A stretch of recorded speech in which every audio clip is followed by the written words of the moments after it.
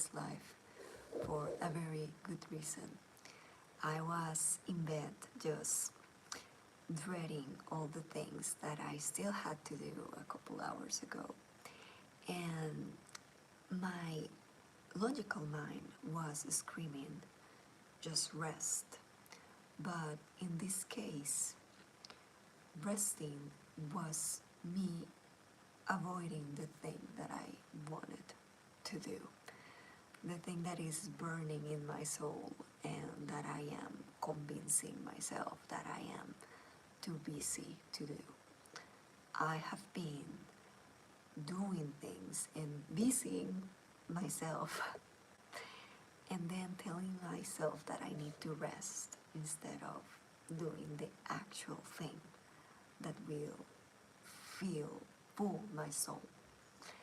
That's a common thing with creative people. We talk ourselves out of the thing that will give us life, that will just spark our creativity, that will heal us and heal the world. Whatever it is that we are meant to do, we always find a logical and sometimes not as logical excuse to do it. So I decided that I will stop avoiding what my heart is telling me to do. And here I am, live streaming. Someone asked me to do a video about burnout, about autistic burnout, how to recover from it, why it happens, and all of that. I felt a little hypocritical doing it because I am very much dealing with it myself. However, I am also doing a lot of things that are good, that have taken me years to finally understand and apply and try to do to recover. So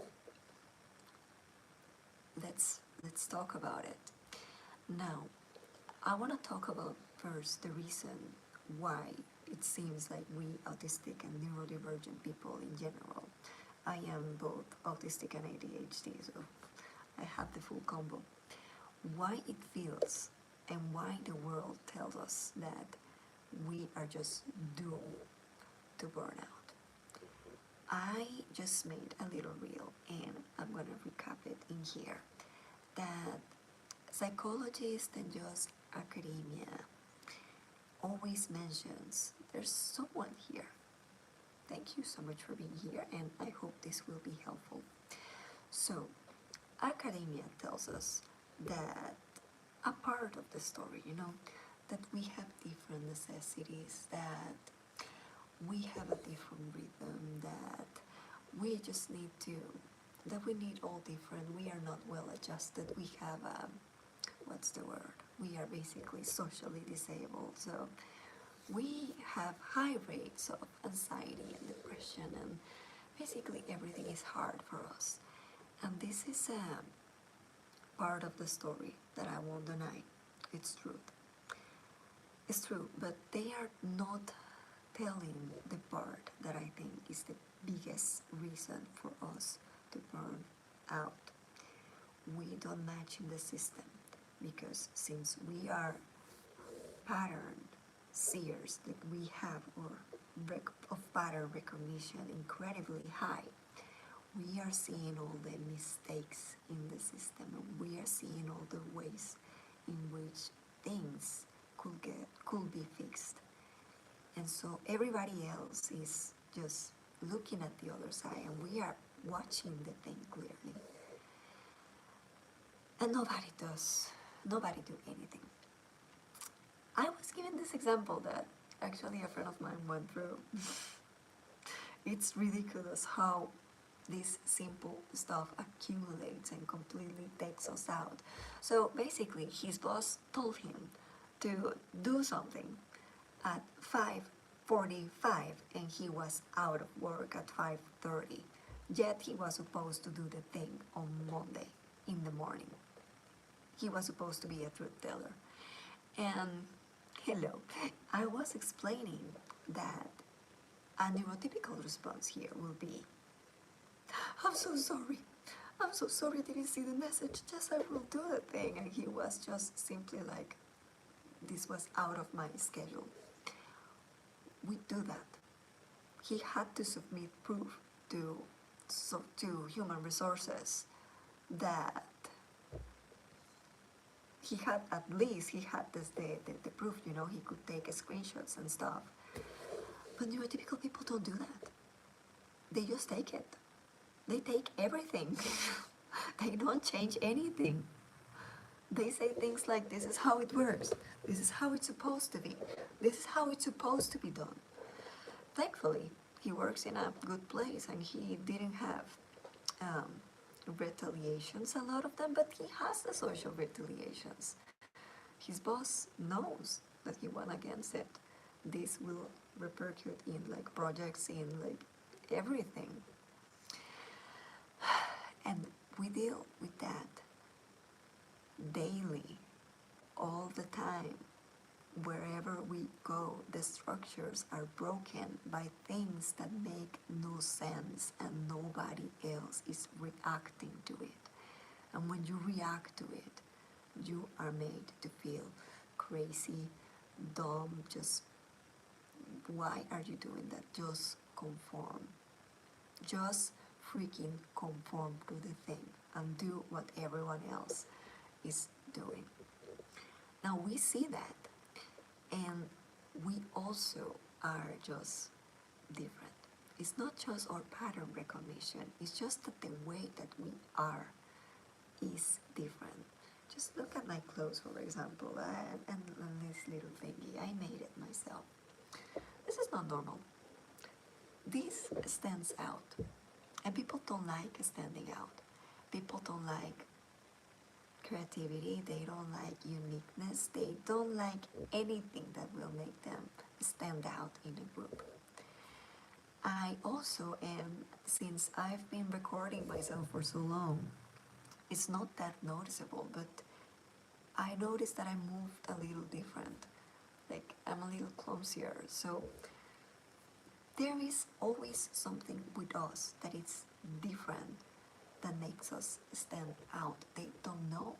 They don't have the language that we are neurodivergent, but they certainly know always that something is up with us.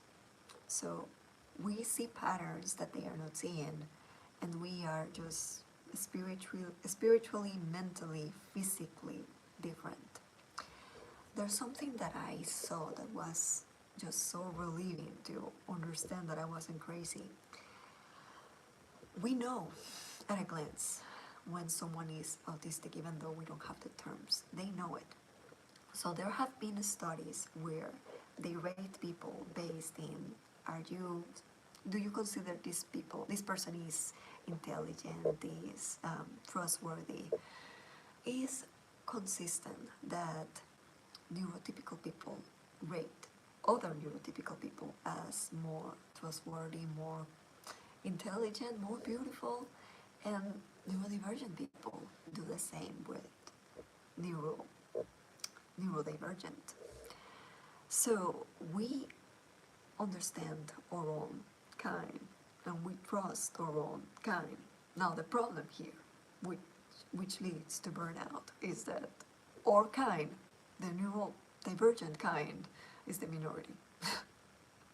So of course we are going to absolutely burn out in this world if we don't understand these things. Now, I have the privilege, absolute privilege, of being a stay-at-home mom. Yet I still deal with burnout because of something that is innate to every neurodivergent soul. I cannot just stay quiet. I cannot just be still. I want to use my time as a stay-at-home mom to change the world, to study, to read, to educate myself, to do things, to do a little 1,000 projects, I mean, that phrase is a little weird, right? To do 1,000 projects, I want to do thousands of things at the same time. This is something that weirdly we used to believe. Oh no, that's not someone saying something. That's, sorry guys, the system just gave me a weird prompt. Okay, so we have this inherent drive to do things, to learn things, to go towards just excellence. This doesn't exist in the rest of people. It exists with us, even if we have free time, and if we don't control it, it absolutely burns us out, because we do thousands of things without any sort of discipline.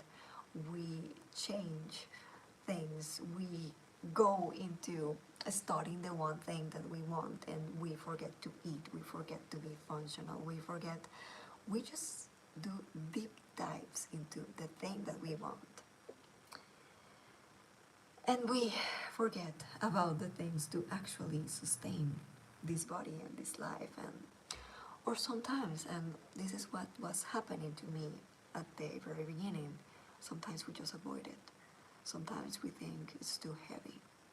Sometimes we tell ourselves that we can't, we're too busy, it's too hard, why should I even try?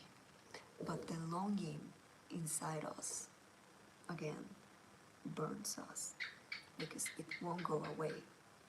If we are neurodivergent, we are called to do things, and that calling won't go away. So that's why I am here doing a live stream at 12 a.m. How am I going to heal this? How am I going to, do better and do live streams at maybe a more decent hour? I don't even know if I need to do that, Perhaps I do. So, this is what I'm aiming for. I am aiming for the Saint, how do you call it? The Grail, Saint Grail? The wonderful, magical combination of having both discipline and creativity, and not abandoning any of the two. I am using emotional regulation. I am doing the things that I know I have to do. I am encouraging myself on the disciplining things that are absolutely necessary. I am encouraging myself, telling myself it's not actually that hard if you just start things. Today I did not at all, by the way, cringe, you're cringe. Oh, okay, since we have a hater in there, thanks for opening up the interactions. That actually helps my life. That actually helps the stats, though. Please keep going. Anyway, how do you do discipline while not killing your creativity? That's what I'm aiming to do. I'm not perfect at it. I'm still here broadcasting at 12 a.m., okay? But I know that I can get better at it, and that doing the thing in some cases, even though it's not ideal, it's not the ideal time, would actually get you over how hard it is, and then maybe you can do it better the next time. Maybe it comes easier the next time. The other thing that I am doing is the boring thing, the organizing thing, the finding up schedules and finding up ways to actually support yourself. I'm gonna tell you guys a very personal story. Now, I am a mom, and I have a little one. I deal with forgetfulness, with not being able to adhere to schedules so hard.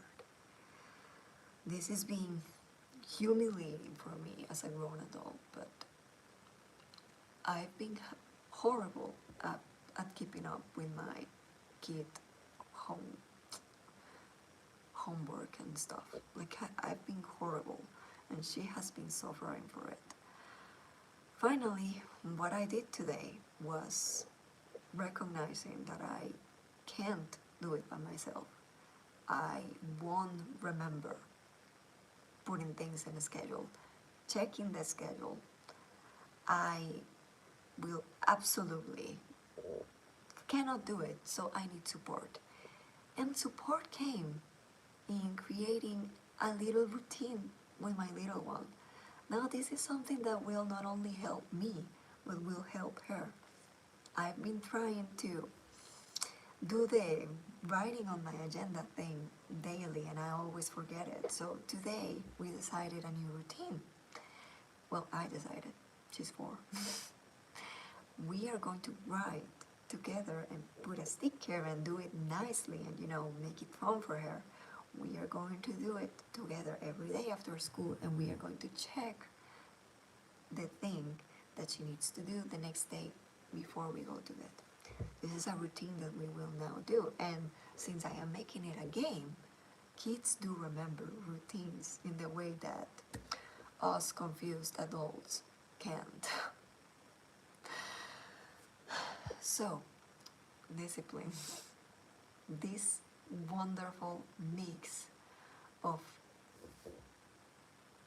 falling into my creativity and at the same time using discipline to sustain routines that will actually hold on to that. I won't give it up. I won't give up into trying and actually achieving that thing. That, and also just gratefulness for the thing that I am, for my differences, for my mind that allows me to have 1,000 possibilities of things to do. Just being grateful for everything that I am and my capacity, and not falling into all this narrative of you are less, you have less dopamine, therefore things will be harder for you. When I accept,